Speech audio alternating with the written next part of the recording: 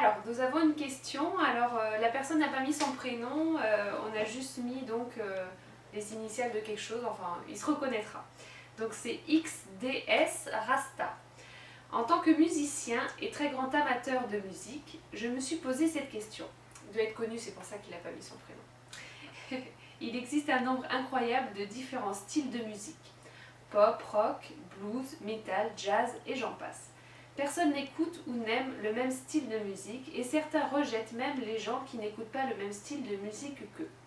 Ma question est celle-ci. La musique catégorise-t-elle l'âme d'un individu ?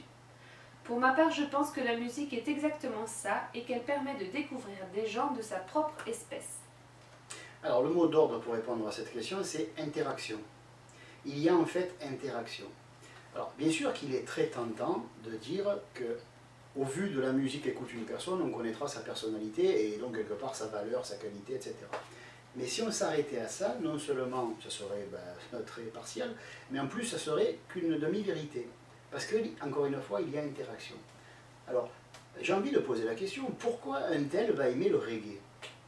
C'est pas le reggae qu'il va aimer. C'est même pas le rythme du reggae qu'il va aimer. Il va aimer l'effet du rythme du reggae sur sa moelle épinière, sur sa double chaîne de ganglions. Bon, je ne vais pas rentrer dans la musicothérapie, les fondements de la musicothérapie, bien que ce soit enseigné dans la psyéso, mais parce que ça nous mènerait trop loin. Mais on va dire que quand nous écoutons une musique, cette musique a des notes. Ces notes ont un effet sur notre système nerveux, sur du moins une partie du système nerveux qui s'appelle le grand sympathique, hein, ou la double chaîne des ganglions du grand sympathique. Bon. Donc, pourquoi, par exemple, le reggae va avoir un effet positif sur moi et un effet négatif sur un autre? Tout simplement parce que moi je vibre sur une fréquence ou sur une note globale et que l'autre personne vibre sur une autre fréquence et sur une autre note globale. Par exemple, quelles que soient les notes que je peux avoir sur moi, une note nerveuse ou musicale, ça sera par exemple au-dessus du Do central. Un autre aura les mêmes notes, mais une octave au-dessus du Do central, etc. Donc ça fait que selon ma fréquence vibratoire, j'ai changé de... moi je ne suis absolument pas musicien, j'ai changé de gamme. Voilà, j'ai changé de gamme. Do, ré, mi, fa, sol, la, si, do, ré, mi, fa, sol, la, si, voilà. Donc on a plusieurs gammes, hein. Imaginez un grand clavier cosmique, hein, et il y a plusieurs gammes, hein, et il y a plusieurs octaves, pardon, c'est pas gamme, c'est octave. Il y a plusieurs octaves, et chacun de nous a une fréquence qui correspond à une de ces octaves. Donc si cette octave est 2 octaves au-dessus du Do central, ou une octave en dessous du Do central, ou 4 octaves au-dessus du Do central, elle ne peut pas avoir les mêmes effets qu'une personne qui se trouve sur une autre octave. On va dire par là que si vous parlez anglais à quelqu'un qui parle anglais, il va comprendre. Il y a harmonie, hein, il y a correspondance. Mais si vous parlez en anglais à quelqu'un qui ne comprend que le chinois, il va y avoir des soucis, et inversement. Donc pour arriver à s'entendre entre nous, et le mot s'entendre est assez intéressant, parce qu'on l'a mis au niveau de l'écoute, pour arriver à s'entendre entre nous, il faut que nous soyons sur une note approchante. Pas nécessairement la même, mais approchante.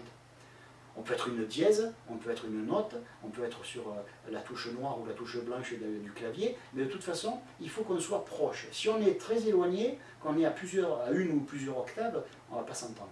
Bon, maintenant, c'est comme si je disais, toi tu vibres à 1000, lui vibre à 2000, lui vibre à 3000. Bon, il est certain que de suite on va dire, ah, celui qui vibre à 3000 est mieux que celui qui vibre à 2000. C'est pas qu'il est mieux, c'est qu'il vibre plus haut. Il a ses raisons. Et puis c'est pas parce qu'il vibre plus haut que c'est pas un sale con, ou que c'est pas quelqu'un de très gentil. Il vibre plus haut, point barre. Parce que si on pensait que ceux qui vibrent haut sont des gens très bien, alors que dire, hein? Qu'est-ce qu'il en est de tous ces gens qui se disent spirituels et qui sont toujours en train de critiquer les autres qui ne le sont pas? Quand on dit spirituel, on ferme sa gueule. Et la moindre des choses, c'est de ne pas critiquer. Parce que si on se met à critiquer, on est pire que celui qui est matérialiste, qui lui n'en a rien à foutre des spiritualistes et qui ne pense pas à eux et qui ne les critique pas. Donc être spirituel et critiquer, c'est se rendre ridicule.